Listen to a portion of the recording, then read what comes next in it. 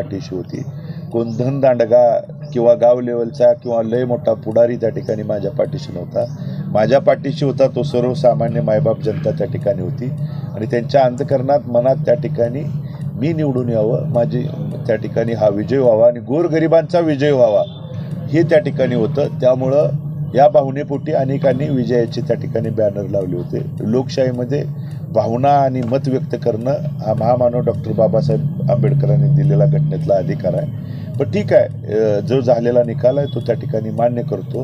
पण ज्या मायबाप जनतेने जीवापाड तळहाताच्या फोडाप्रमाणे या प्रतिकूल परिस्थितीत जोपासलंय त्यांना वाऱ्यावरती एकट्यावरती पडू देणार नाही. भारत नानांची शपथ घेऊन त्या ठिकाणी सांगतो, त्यांच्यावरती ज्या ज्यावेळी अडचण येईल, संकट येईल, भगीरथला दुसरं कोणतंही त्या ठिकाणी काम, संस्था किंवा व्याप नाही.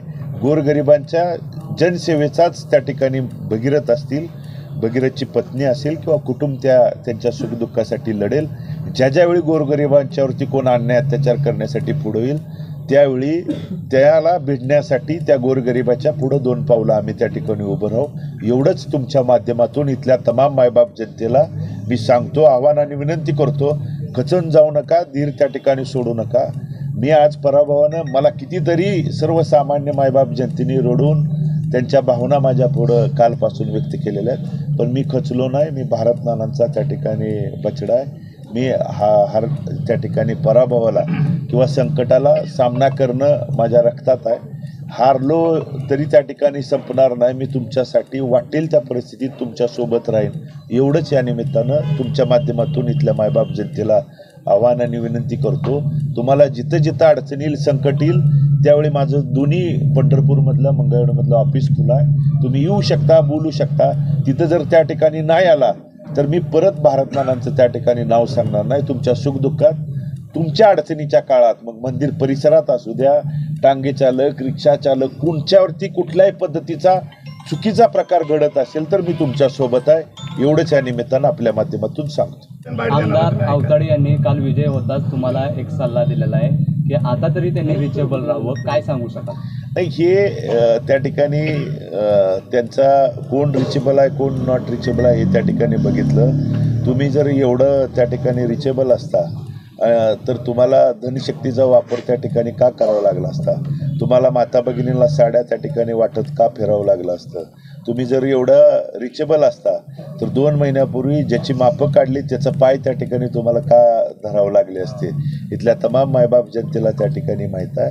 पण मी लढलो, स्वाभिमानानं लढलो, ताटमानेनं लढलो, लोकशाही जिवंत ठेवण्यासाठी त्या ठिकाणी लढलो.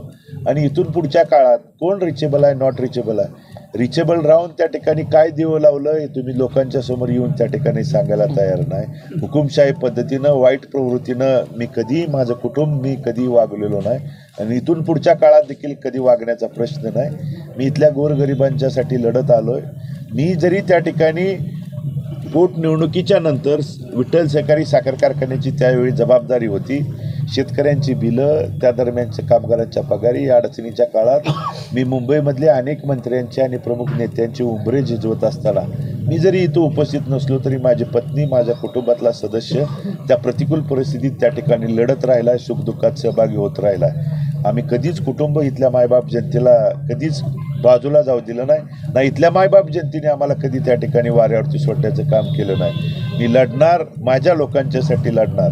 त्यामुळं कोणी आरोप करतंय, कोणत्या ठिकाणी प्रत्यारोप करतंय, अरे तुम्ही ज्या 3.5-4 वर्षात ज्यांच्या मताच्या, आशीर्वादाच्या जोरावर त्या पदावरती बसला, तुम्ही त्यांचं होऊ शकला नाही, ते तुम्ही मायबाप जनतेचं त्या ठिकाणी काय होणार आहे? पैशाच्या जीवावर जरी तुम्ही त्या ठिकाणी निवडून आला असला तर तो येणाऱ्या काळात ज्यांनी मदत केली आहे आजपासूनच त्यांना पुढची 5 वर्ष भोगावी लागणार आहेत. हे त्यांनी त्या ठिकाणी मनाची तयारी करून ठेवावी, हे आजपासून त्यांना त्या ठिकाणी दिसून येईल.